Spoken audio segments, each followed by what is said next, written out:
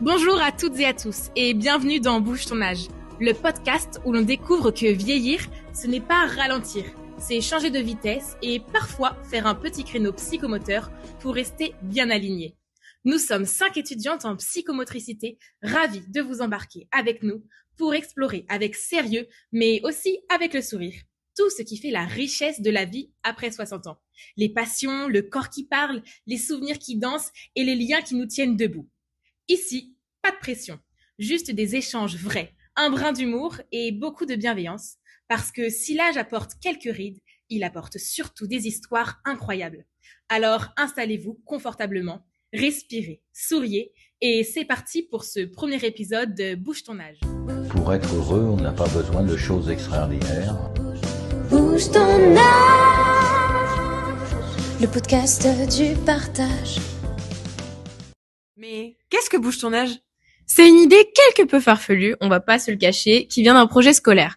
Au lieu de créer un simple événement qui serait éphémère et peu accessible, on a eu l'idée d'un podcast autour de la personne âgée et de la psychomotricité, qui restera, on l'espère, dans le temps et surtout accessible à tous. Eh oui, ce podcast n'est pas destiné qu'aux plus anciens. Il est pour vous tous, les plus jeunes comme les plus vieux, les professionnels comme ceux qui n'y connaissent rien, les aidants comme les curieux. Alors, entre 2 cafés et 5 paires de chaussettes dépareillées, c'est comme ça qu'est né le projet Bouge ton âge. Un podcast où chacun pourrait s'exprimer, se questionner et en apprendre plus autour de la personne âgée et la psychomotricité. Dans Bouge ton âge, ce n'est pas un simple podcast. C'est un lieu d'écoute, de questionnement sur les grands thèmes de la vie. On posera les questions qui nous trottent dans la tête, on questionnera différents points de vue, on réfléchira et on s'amusera. Mais Bouge ton âge, c'est aussi un espace pour parler de la personne âgée, qui sont malheureusement trop peu écoutées aujourd'hui. Mais qui sommes-nous ? Nous sommes 5 étudiantes, 5 futures psychomotriciennes en herbe. Mais qu'est-ce que la psychomotricité, me direz-vous ? La psychomotricité, c'est l'art de faire équipe avec son corps, pour mieux apprivoiser son cerveau et inversement, son environnement aussi. C'est une discipline qui explore comment nos mouvements, nos émotions et nos pensées s'influencent. Le psychomotricien accompagne petits et grands pour retrouver un équilibre entre posture, coordination, attention, confiance en soi. Bref, tout ce qui permet de se sentir bien dans son corps et bien dans sa tête. En résumé, la psychomotricité, c'est apprendre à parler le langage du corps pour vivre plus librement.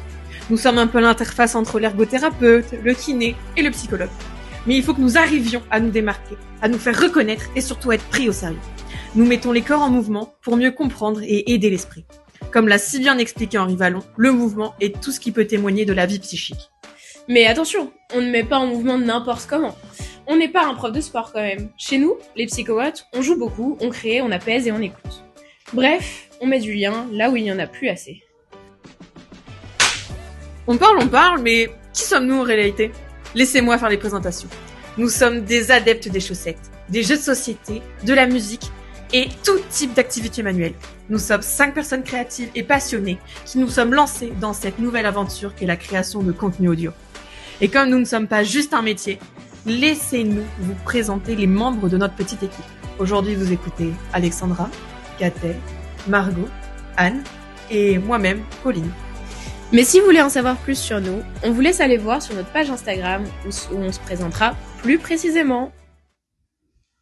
Aujourd'hui, dans notre série consacrée à la personne âgée et à la psychomotricité, on va parler de ce pourquoi nous faisons ce métier. Comment la psychomotricité accompagne le vieillissement et peut changer le quotidien des aînés.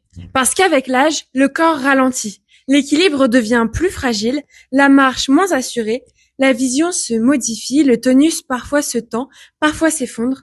Le corps parle différemment.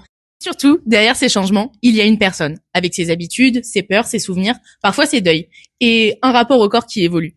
Certains le vivent dans le déni, d'autres dans la résignation. Le psychomotricien, lui, vient remettre du mouvement, du sens, du lien. Dans ce métier, on travaille sur 5 grands items. Le tonus, la motricité, le schéma corporel, le temps et l'espace de la personne. Ainsi, zoomons dessus. Chez la personne âgée, le tonus se modifie, il évolue. Parfois, il se rigidifie, comme une carapace, un corps qui résiste à l'inconnu, à la peur, aux pertes successives. Parfois, il s'effondre, un manque de maintien et l'équilibre se fragilise. Le tonus porte l'émotion. L'objectif en psychomotricité est de préserver l'équilibre et la vitalité corporelle. La motricité globale et fine évolue également. La motricité globale peut se traduire par des difficultés à marcher, car l'équilibre devient instable, les pas se raccourcissent, le regard se baisse, la fatigue augmente. Se lever peut aussi devenir difficile. Parfois, un petit temps de négociation avec les genoux est nécessaire. En motricité fine, des gestes peuvent devenir imprécis, comme boutonner un vêtement ou écrire. Pour accompagner, le psychomotricien propose des parcours moteurs adaptés, de la marche encadrée, des exercices d'équilibre, mais aussi des activités de motricité fine comme la manipulation d'objets, le modelage ou les jeux de doigts. Cela aide à maintenir l'autonomie et la coordination. Avec l'âge, certaines personnes peuvent avoir l'impression que leur corps ne répond plus comme avant. Et ce n'est pas seulement une question de force, c'est aussi la perception du corps qui change. Le schéma corporel peut devenir moins précis. On sent moins ses appuis, on connaît moins bien la position ou l'étendue de son corps.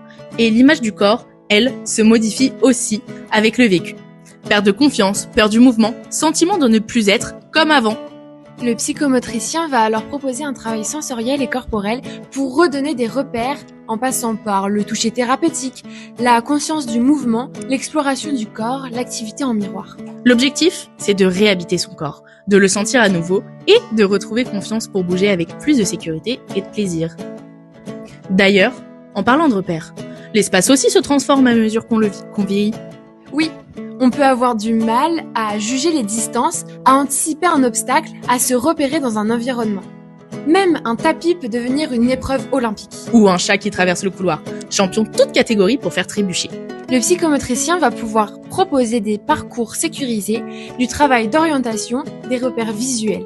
On réapprend à négocier l'espace en douceur, à marcher avec confiance et à s'approprier son environnement. C'est aussi un moyen de redonner de la liberté. Pouvoir aller chercher un objet dans une autre pièce sans craindre la chute. Ça peut paraître simple, mais c'est énorme en termes d'autonomie. On termine avec un dernier élément, le temps. Ah, ce fameux temps. Celui qu'on trouve parfois trop long, parfois trop court, et qui peut se déstructurer chez la personne âgée. Le rythme se ralentit, la planification devient plus difficile, l'enchaînement des gestes moins fluide. Et le psychomotricien peut jouer sur le rythme comme un chef d'orchestre.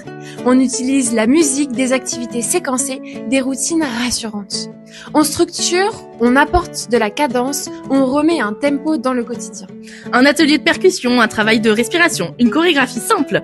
Tout ce qui permet de ressentir le temps, le rythme biologique et les routines quotidiennes, plutôt que de les subir. Subir n'est pas perdre, c'est transformer.